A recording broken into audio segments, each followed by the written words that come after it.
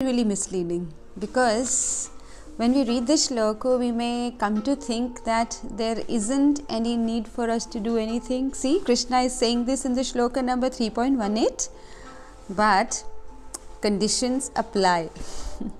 We'll see what conditions apply, but first let's say the prayers. Om Ajnanatirmirandhasya Jnananjan Shalakaya Chakshur Unmilitam Yena Tasmai Shri Guruve Namaha. Namo Om Vishnu Padaya Krishna Prasthaya Bhutale Srimate Bhaktivedanta Swamin Iti Namine. Namaste Saraswati Deve Gauravani Pracharine Nirvishesha Shunyavadi Paschatya Deshatarine. Jai Shri Krishna Chaitanya Prabhu Nityananda Shri Advaita Gadadhar Shrivas Adi Gaura Bhakta Vrinda. Hare Krishna Krishna Krishna Hare Hare Hare Rama Rama Rama Hare Hare. So the shloka number 3.18 is the next in series, where Krishna is answering Arjun's question of whether to do or not to do. Well, his duty, which means he started by asking whether I should renounce everything, सब कुछ छोड़ छाड़ के जंगल में चला जाऊं कृष्ण, या फिर मैं ये युद्ध लड़ूं. कभी तो आप कहते हो कि अबॉमिनेबल एक्शंस नहीं करने हैं, अवरम कर्म नहीं करने हैं, और कभी आप कहते हो कर्म करने हैं. तो मैं कंफ्यूज्ड हूँ. तो शुरू में कृष्णा ने बोला कि कर्मयोग हम लोगों जैसे लोगों के लिए बहुत अच्छा है, मोर प्रैक्टिकल है, क्योंकि त्याग करना कोई आसान बात नहीं है, और एक्सटर्नली त्याग करना कोई फ़ायदा भी नहीं है.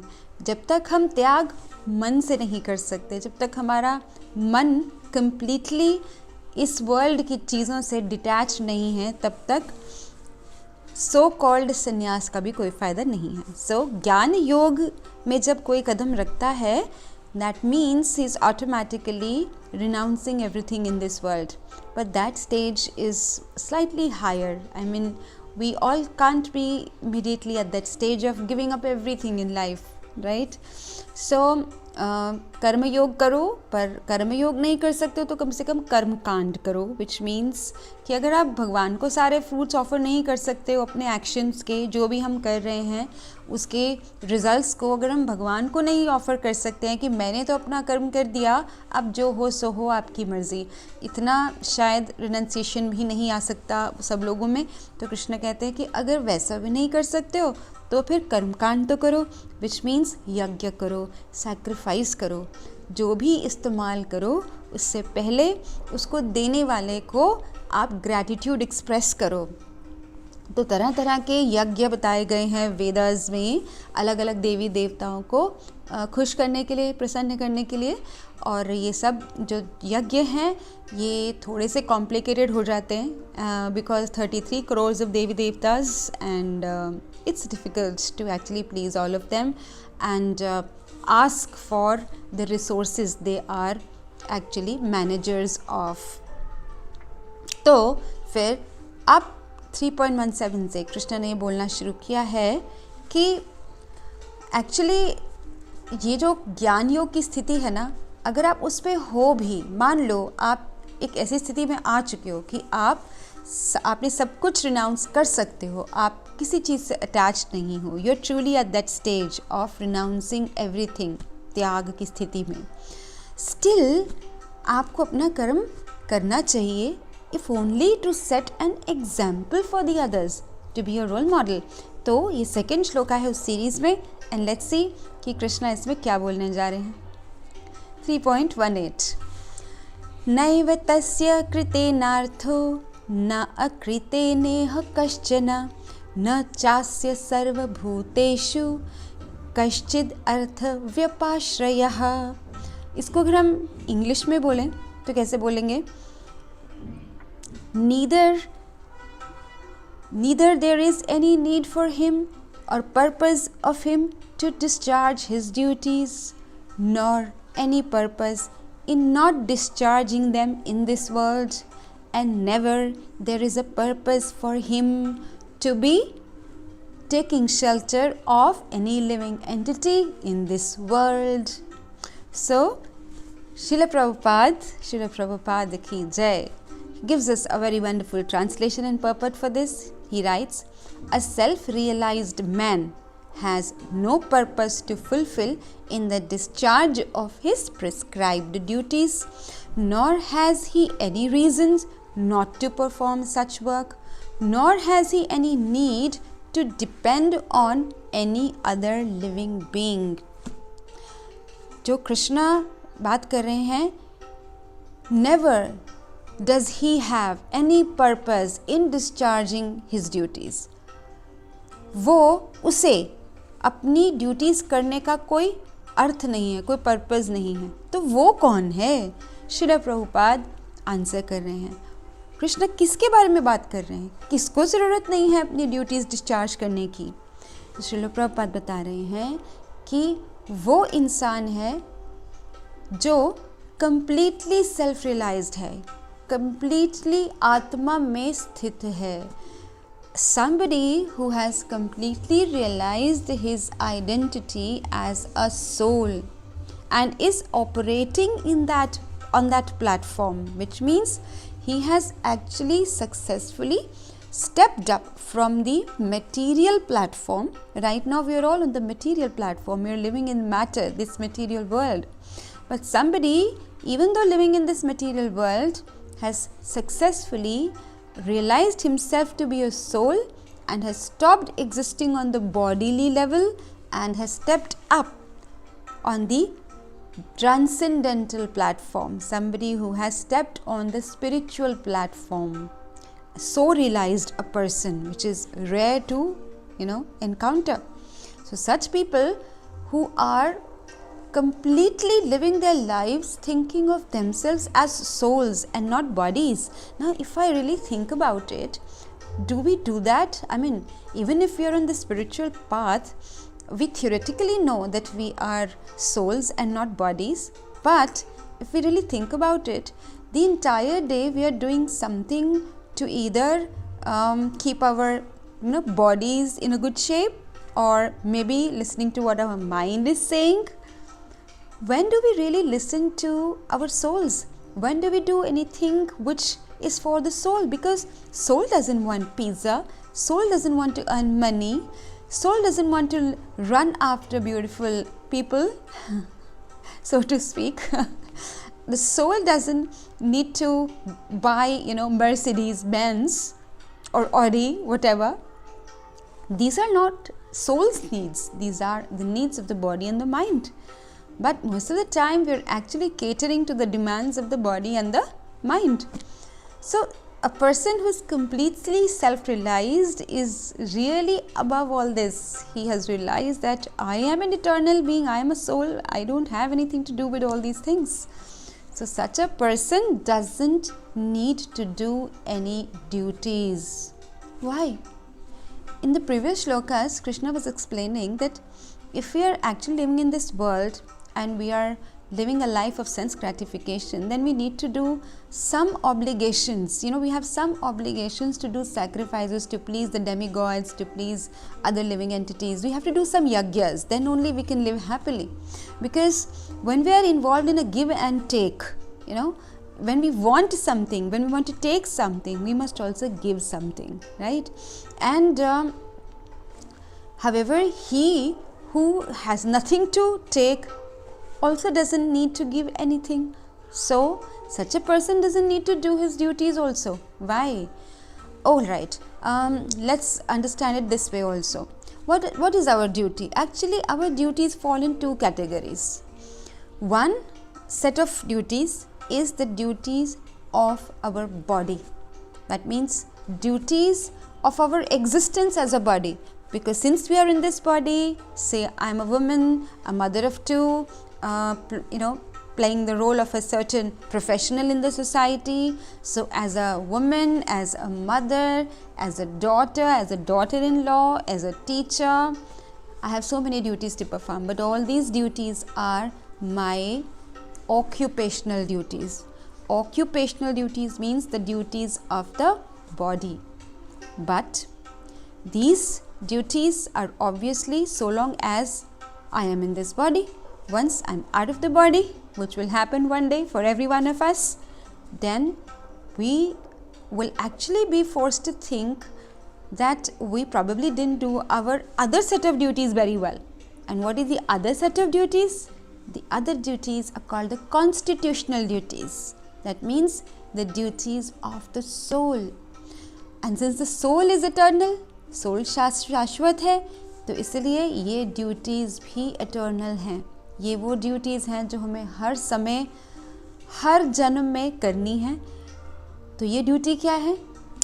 जैसे ये बॉडी हमें हमारे पेरेंट्स ने दी है, तो हमारी ड्यूटी है कि हम अपने पेरेंट्स का ख्याल रखें, हम उनकी सेवा करें. सिमिलरली सोल किसका अंश है? Soul is the part and parcel of Krishna. So the duty of the soul is to love and respect and serve Krishna. So if you are not doing that, then we are not fulfilling our constitutional duty, which is the most important duty. Think of it. Let's think of it. Are we loving and serving Krishna? Because if you're not doing that, we're actually not doing good for our eternal existence. This body is going to go off in a jiffy, but the soul is going to go on. And when are we going to realize that we also have to fulfill our duties towards our eternal parent, that is Krishna? So Srila Prabhupada is saying that a self-realized man is no longer obliged to perform any prescribed duty. So here he is talking about the occupational duties. So somebody who is living on the platform of the soul only has only to do the duties of the soul and not the duties of the body, right? Save and accept, as he writes, activities in Krishna consciousness. So activities in Krishna consciousness are our duties as a soul. So that kind of person has only to do his duties as a soul in Krishna consciousness, right? But at the same time, as Krishna is saying, nor is there any reason for that person not to do the duties. This is something that will become clearer in the next verses, in the next slokas. So why is Krishna saying that? His purpose of saying that is, so a person who is indifferent to this body has no real reason to do a duty and no real reason not to do a duty also, which means he is neither attached to doing the duty nor he is attached to not doing the duty. Why? Because when we do a karma, right, we are either entitled to pap or punya. If we do good karma, we are entitled to punya, and when we are doing bad karma, we are entitled to pap. But somebody who is beyond that stage, he is not doing anything for himself. That is when we are doing the karma for ourselves. Swa-arth, swarth. For what purpose are we doing the karma? If we are doing the karma for ourselves, swa-arth, self-purpose, right? So in that case, we will either have to take up the pap or the punya coming as a result of that karma. But if we are not living on the platform of the body, which means we have realized we are a soul, then we also realize that there is nothing to be done for ourselves as a person here. What we do is to please Krishna. So we are doing things for purpose of pleasing or serving Krishna. So that becomes Krishnarth. So any activity or karma which we are doing for Krishna or Krishnarth will neither invite papas nor invite punyas. So for such a person, whether he does something or not do something, solely dependent on the fact whether that something will please Krishna or not please Krishna. He will do something if it pleases Krishna, he will not do something if it doesn't please Krishna. Personally, he has no reason of doing something or not doing something.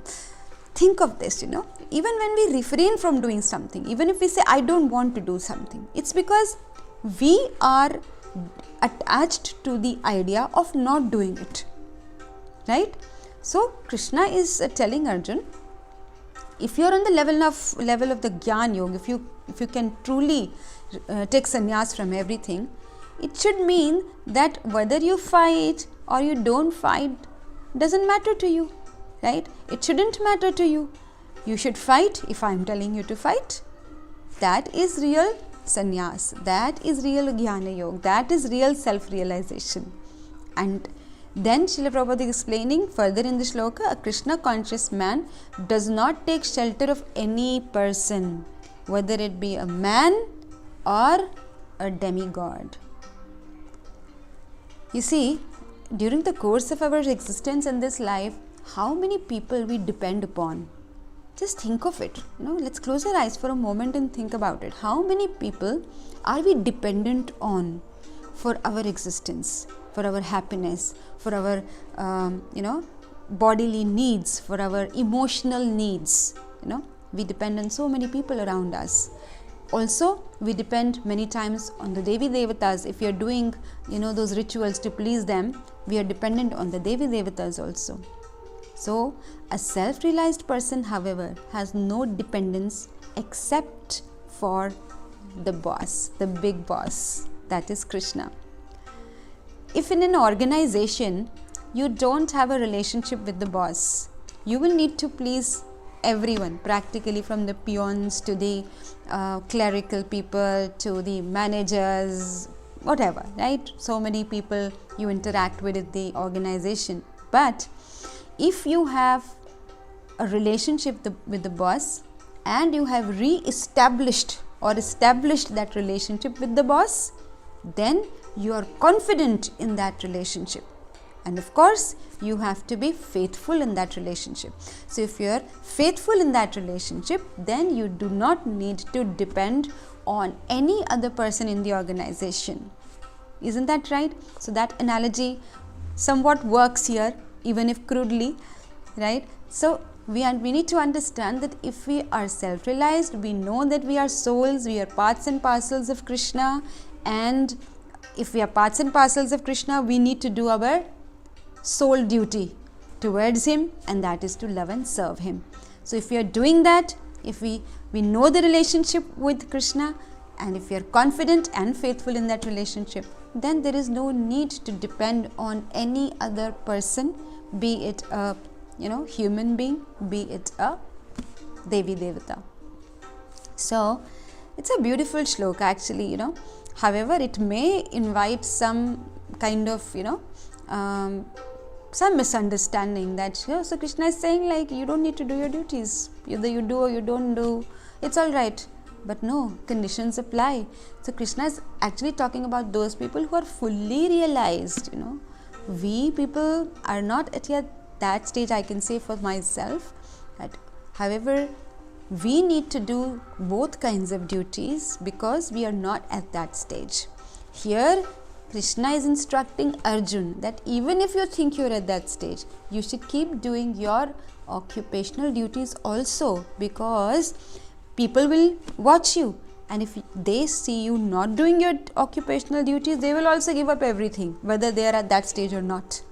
So, later, Krishna is going to say, keep doing your duties wherever you are, even if you are in the level of renunciation, full level of renunciation, even if you are self-realized. So in any case, we should be aware of both sets of duties, occupational duties also and constitutional duties also.